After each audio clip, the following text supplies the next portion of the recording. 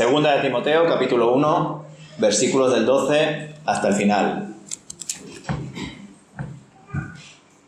Continúa Pablo: por eso estoy sufriendo aquí en prisión, pero no me avergüenzo de ello, porque yo sé en quién he puesto mi confianza, y estoy seguro de que Él es capaz de guardar lo que le he confiado hasta el día de su regreso. Aférrate al modelo de la sana enseñanza que aprendiste de mí, un modelo formado por la fe y el amor que tienes en Cristo Jesús. Mediante el poder del Espíritu Santo, quien vive en nosotros, guarda con sumo cuidado la preciosa verdad que se te confió. Como tú sabes, todos los de la provincia de Asia me abandonaron, incluso Figelo y Hermógenes. Que el Señor muestre una bondad especial con Onesíforo y toda su familia, porque él me visitó muchas veces y me dio ánimo. Jamás se avergonzó de que yo estuviera en cadenas. Cuando vino a Roma me buscó por todas partes, hasta que me encontró. Que el Señor le muestre una bondad especial el día que Cristo vuelva. Y tú bien sabes de cuánta ayuda fue en Éfeso. Pues hasta aquí el capítulo 1.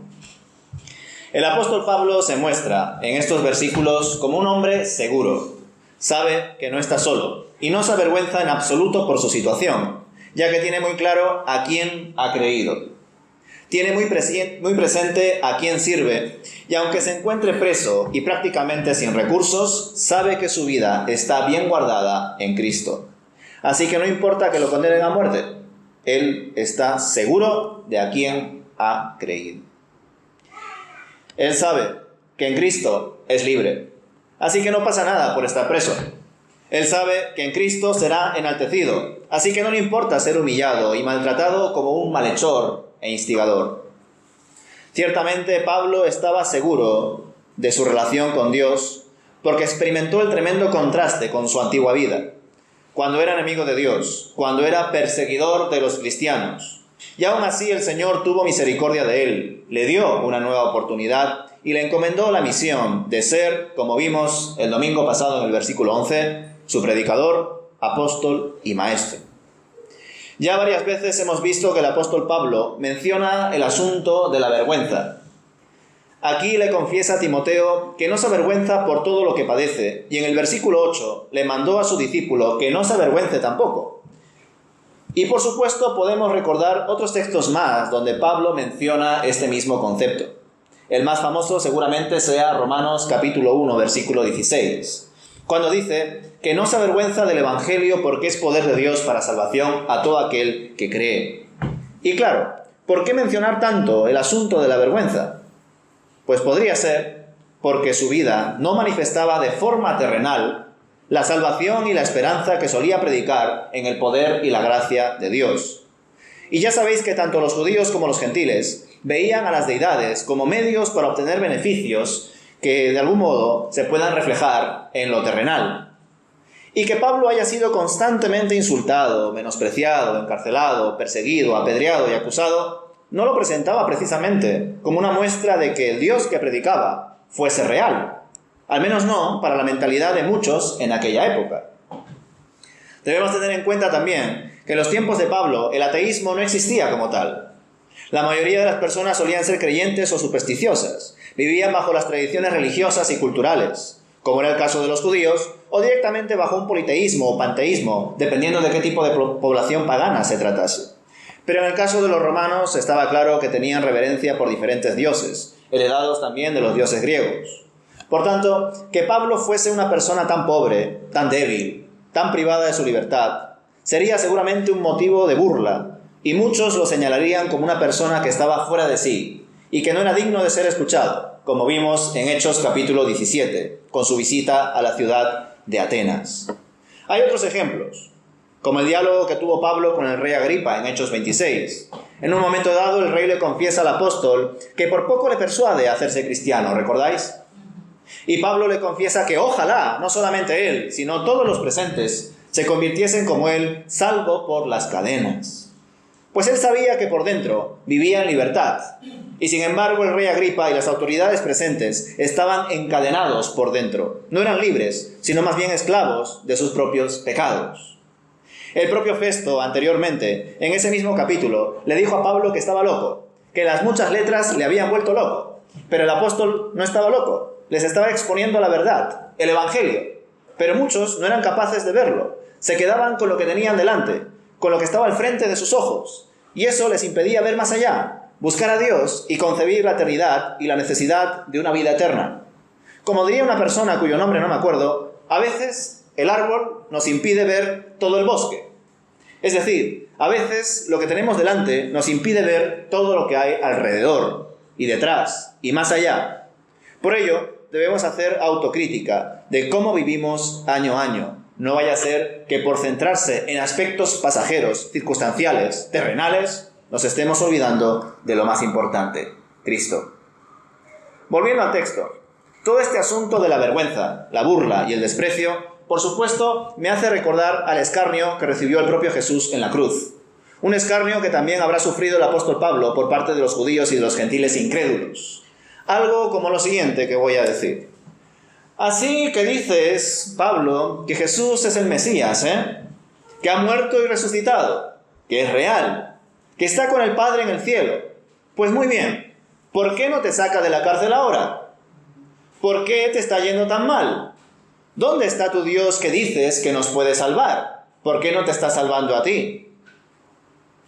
Posiblemente algo así le habrán dicho a Pablo y a otros siervos de Dios que fueron perseguidos, apedreados, encarcelados y condenados a muerte por predicar a Cristo.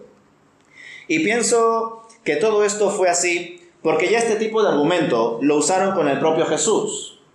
En Mateo 27, por ejemplo, podemos ver cómo los principales sacerdotes, junto con otros líderes religiosos, se burlaban de Jesús diciendo que si era el Hijo de Dios, que se salve a sí mismo y baje de la cruz.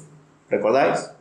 Otros decían que salvó a otros, pero que no puede salvarse a sí mismo, y cosas de ese estilo. Tremendo, ¿verdad? Tenían delante al Hijo del Dios viviente y lo trataron como un malhechor, como un falso profeta, como si no mereciese vivir ni un día más. Tenían a Dios delante y no supieron verlo. Solo veían a un simple hombre que pretendía engañar a una nación.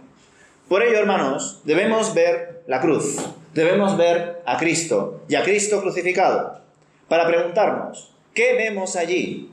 ¿Qué es lo que sucedió en la cruz? O en palabras de Pablo, ¿a quién estamos creyendo? ¿Qué entendéis cuando contempláis a Cristo crucificado? ¿Qué veis allí? Pues muchas cosas, ¿verdad?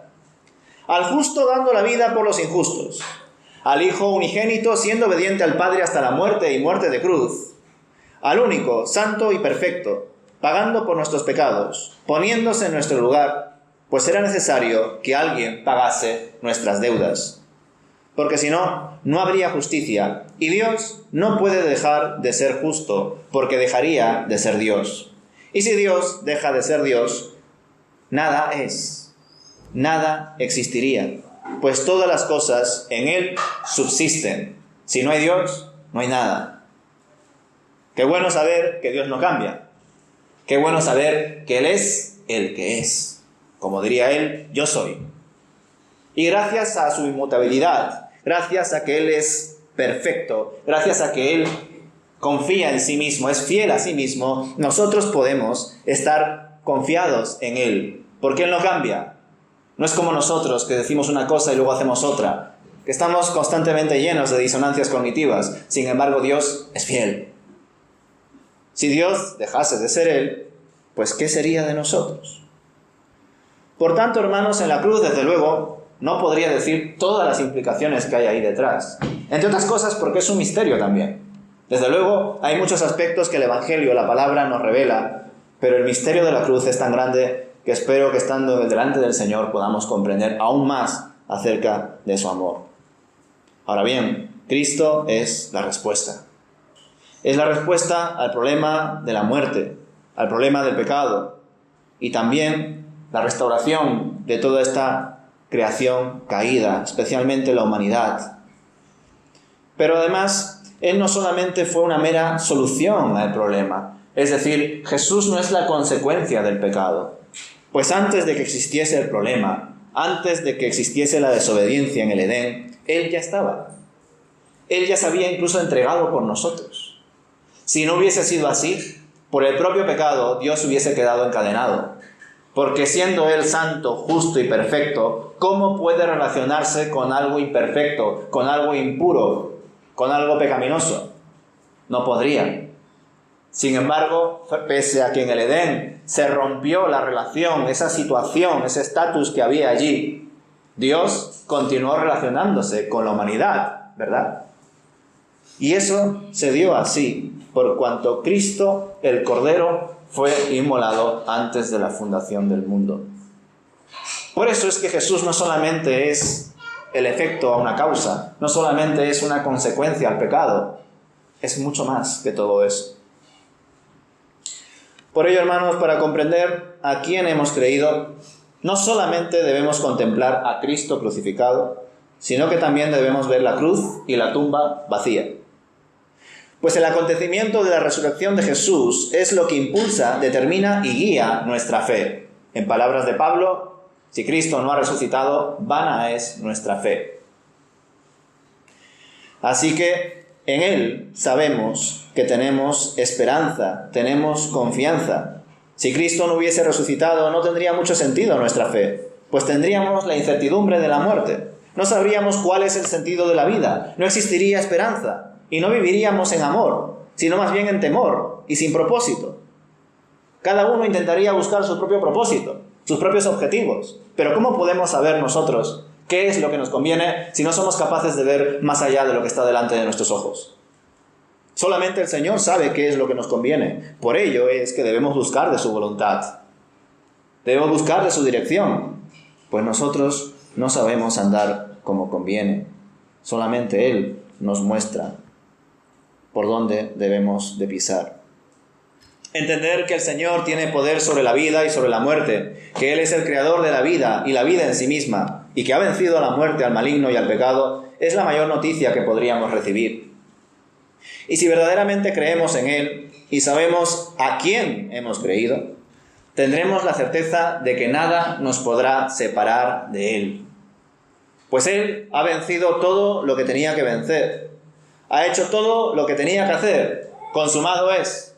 Ha cumplido y estamos completos en Él. Así que, ¿cómo vamos a temer, a dudar o a avergonzarnos si en Él nuestras vidas están aseguradas?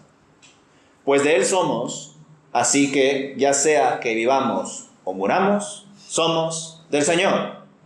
Por ello es que el apóstol Pablo estaba confiado, pese a estar encarcelado, pese a saber que sus días estaban a punto de acabarse. Él estaba tranquilo. Y cuando comprendemos todo esto, hermanos, podemos afirmar que sabemos verdaderamente a quién hemos creído. Y a esa fe debemos aferrarnos, a esa dependencia de Dios en medio de cualquier tipo de situación o circunstancia. Por ello Pablo le insta a Timoteo a que se aferre a todo lo que ha aprendido de él mediante el poder del Espíritu Santo, que sepa guardar bien lo que se le ha confiado, pues el apóstol Pablo a estas alturas de la historia estaba siendo testigo de cuántos compañeros de ministerio se habían apartado de la fe, o al menos abandonaron a Pablo por estar preso, avergonzándose de él posiblemente. Y también velando por sus propias vidas, ¿verdad? Aún por encima de la importancia de servir al Señor hasta las últimas consecuencias, cuando Él así lo solicita. Ya sabéis el famoso versículo de Mateo 16, versículo 25, capítulo 16, versículo 25. Recientemente os lo mencioné o parafraseé. Porque todo el que quiera salvar su vida la perderá, y todo el que pierda su vida la hallará. En otro momento, en Mateo capítulo 10, el Señor también dijo lo siguiente: a cualquiera, pues, que me confiese delante de los hombres, yo también le confesaré delante de mi Padre que está en los cielos. Y a cualquiera que me niegue delante de los hombres, yo también le negaré delante de mi Padre que está en los cielos. ¿Qué diremos entonces? ¿Seremos como los que abandonaron o como los que perseveraron? Es mejor mantenerse fiel y permanecer fiel que solamente empezar siendo fiel y luego jactarme por ello, en medio de pues, un supuesto egocentrismo, una negligencia y falta de disciplina. Demostrando con ello que quizá no hemos sido fieles a Dios, ni siquiera desde el principio. Pues ¿quién puede jactarse de su decisión, de sus obras, de congregarse, de orar, de leer la Biblia, si ha contemplado la cruz? ¿Quién puede hacerlo? Nadie. Porque es en Él, por la gracia de Dios, que nosotros hemos sido reconciliados con el Padre. Nosotros recibimos ese regalo inmerecido en Jesús. Por tanto, que oremos, que busquemos de Dios, que nos congreguemos, que pongamos en práctica los principios bíblicos, es nuestro deber. Es lo que tenemos que hacer. Y si encima queremos ser premiados por ello, cuando el premio es hacer en sí esas cosas, ese es el premio. Vivir en el reino de Dios, formar parte de su familia, ese ya es el regalo. Si crees que por practicar ciertas disciplinas espirituales, ciertas tradiciones religiosas, y por vivir bajo ese marco supuestamente cristiano, ya Dios te va a bendecir con las cosas que tú quieres para tu vida, te has equivocado de camino. Porque este camino no apunta a tu yo exitoso, lleno de salud, con, no sé, muchos bienes, muchos hijos, lo que tú quieras. Ese no es el fin del camino que lleva a la vida. El fin del camino que lleva a la vida es ser como Cristo. Es el Señor. Hacer su voluntad. Ese es el fin del camino que lleva a la vida. El camino que lleva a la muerte es la idea de que supuestamente puedes hacer lo que tú quieres, cuando en verdad eres esclavo de tus propias decisiones. Y es precisamente de eso lo que Dios nos quiere sacar, liberar. Es nuestro deber, hermanos, perseverar hasta el fin y hacerlo desde ya.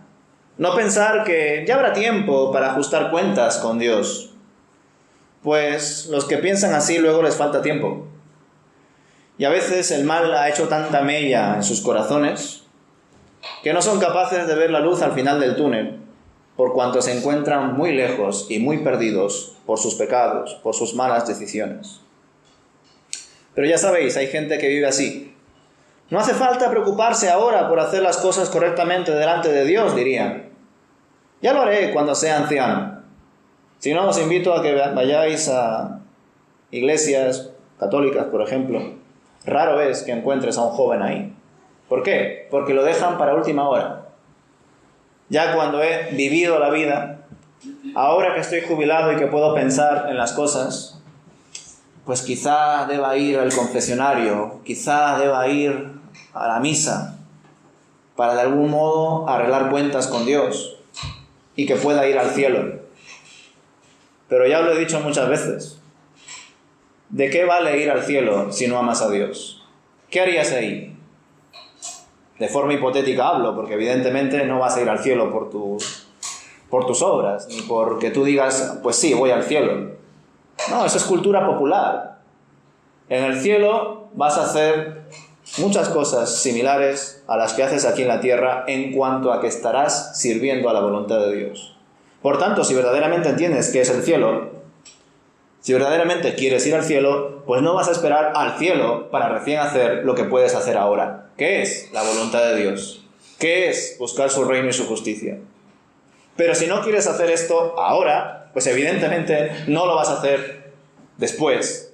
Y si lo llegases a hacer, que evidentemente no va a ser así, el cielo sería un infierno para ti.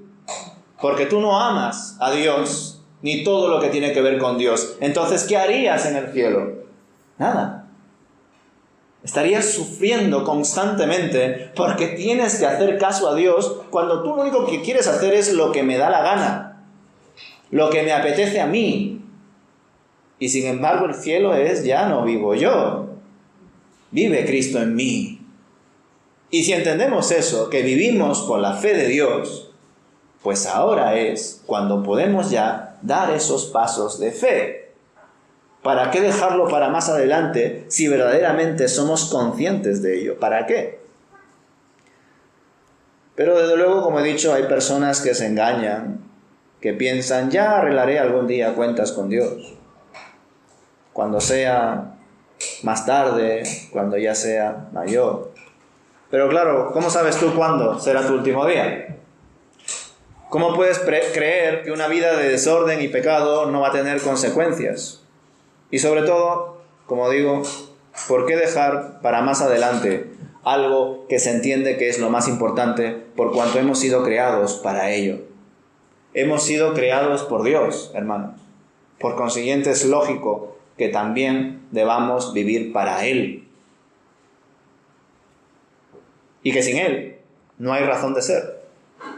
No tiene sentido posponer la decisión más importante de nuestra vida. Y si luego la tomamos, no tendría sentido luego no ser coherentes con ella.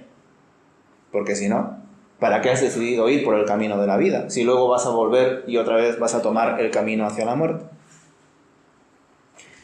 Volviendo a los ejemplos del texto, pues estas personas que abandonaron a Pablo, poco se sabe de ellos, pues no se les menciona en ninguna carta del apóstol, salvo esta, claro, en este versículo 15. Y por el contexto podemos deducir que con alejarse de Pablo estaban demostrando su deseo de preservar sus vidas y no arriesgarse a ser encarcelados y condenados a muerte. Sin embargo, en contraste a estos dos hombres y el resto de compañeros que están en Asia, Pablo pone en valor el testimonio de otro hombre y su familia, un tal Onesíforo, pues él sí visitó a Pablo, incluso fue hasta Roma para estar con él, y parece que desde Éfeso ya lo conocía y Timoteo también, mostrando así que Onesíforo era un hombre de Dios que hacía las cosas no para sí mismo, sino para el Señor. Y por ello, a diferencia de otras personas, acompañó a Pablo en sus momentos más difíciles, aun sabiendo que las represalias podían ser estar encarcelado igual que Pablo y quizá también condenado a muerte.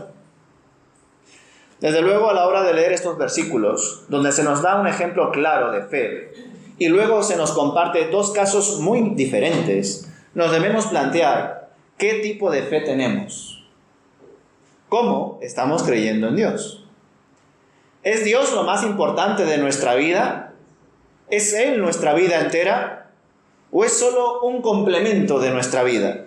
Una especie de acompañante o ayudante al que acudimos cuando nos interesa, cuando nos va mal, cuando estamos enfermos, cuando nos falta trabajo, cuando no nos llega el dinero para el fin de mes, qué sé yo. ¿Es Dios una especie de salvoconducto?